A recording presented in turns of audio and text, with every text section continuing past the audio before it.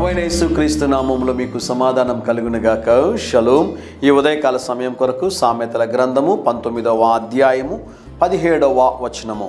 బీదలను కనికరించేవాడు యెహోవాకు అప్పు ఇచ్చేవాడు. దేవుని నామానికి స్తోత్రం కలుగునుగాక.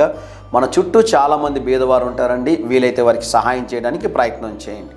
ముఖ్యంగా నా మనవి ఏంటి అంటే, చాలా పేద కుటుంబాల్లో ఉన్నటువంటి చాలామంది బిడ్డలు చదువుకోలేని స్థితిలో ఉంటారు. అటువంటి వారికి వీలైతే ఆర్థికంగా సహాయం చేయండి. అటువంటి వారికి సహాయం చేయడం ద్వారా మనం యేసయ్య యొక్క ప్రేమని వారికి తెలియజేయడానికి అవకాశం ఉంటుంది ప్రియులారా. కనుక దయచేసి మీ చుట్టూ ఉన్నటువంటి వారికి, ప్రత్యేకంగా చదువుకునేటటువంటి వారు ఎవరైనా ఆర్థిక సమస్యల్లో ఉంటే వారికి మీ వంతుగా చేయూతను అందించవలసిందిగా దేవుని సేవకుడిగా మీకు మనవి చేస్తున్నాను. మన చుట్టూ చాలామంది ఆర్థిక సమస్యల్లో ఉన్నవారు ఉంటారు. మీరు గమనించండి, మన ఇంట్లో చాలామందికి మనకి బట్టలు ప్రయోజనం లేకుండా షెల్ఫ్లో అలాగే ఉంచుకొని ఏదో ఒక రోజు దాన్ని తీసుకుని వెళ్ళి కుప్పతొట్టిలో పడేస్తాం, కానీ దాన్ని వేరే వాళ్ళకి ఇవ్వడానికి ఆశపడమండి. అనేకమైనటువంటి వస్తువులు ఉంటాయి. షూలు చూడండి, కొన్ని ఇంట్లో మీరు గమనిస్తే వారి ఇంట్లో ఉన్నటువంటి ఆ చెప్పులు, ఆ షూలతోనే ఒక షాప్ పెట్టవచ్చు మనం.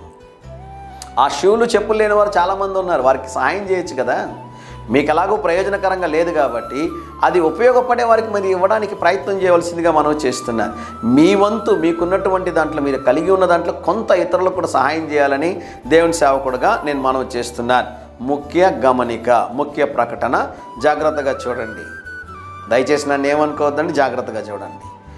మీరు చాలామంది దగ్గర డబ్బులు తీసేసుకుని ఇంకా తిరిగి లేదు కదా. ఎవరి దగ్గర అయితే డబ్బులు తీసుకుని తిరిగి ఇవ్వకుండా మోసం చేశారో, ఈ మాట వాడకూడదేమో, ఎగరగొట్టారో వారికి తిరిగి ఇవ్వకుండా దాన ధర్మాలు మటుకు దయచేసి చెయ్యవద్దండి. మీ దాన ధర్మాలు ఎవరికి అవసరం లేదు. ముందు మీరు తీసుకొని ఎవరినైతే బాధ పెట్టారో డబ్బులు వారికి ఇవ్వడానికి ప్రయత్నం చేయండి. దాని తర్వాత దాన ధర్మాలు చేయడానికి ప్రయత్నం చేయండి. బీదవారికి మీరు సహాయం చేస్తే ఎవరికి అప్పిస్తున్నారంట? దేవునికి మీరు అప్పిస్తున్నారంట. మీరు చేసినటువంటి పనిని బట్టి దేవుడు మీకు ప్రతిఫలమును దయచేస్తారని దేవుని సేవకుడుగా తెలియజేస్తున్నాను. ధైర్యంగా ఈ దినాన్ని ఎదుర్కోండి. దేవుని సన్నిధి మీకు తోడుగా వచ్చునుగాక. ప్రియ పరలోకపు తండ్రి, ఈ దినం మా ప్రియులు తలపెట్టుచున్న ప్రతి కార్యంలో జయమును అనుగ్రహించమని యేసు నామములో ప్రార్థిస్తున్నాము తండ్రి. Amen, amen.